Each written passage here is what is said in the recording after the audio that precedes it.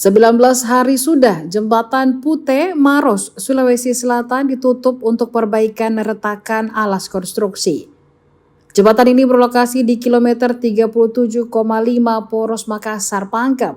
Sejak 2 Juli 2025 lalu, jembatan berangka putih itu ditutup sementara. Otoritas proyek memilih rekayasa kontraflow atau pengalihan lalu lintas sepanjang 0,9 km. Lalu lintas dari arah Makassar ke Pangkep dialihkan ke jalur berlawanan Pangkep Maros.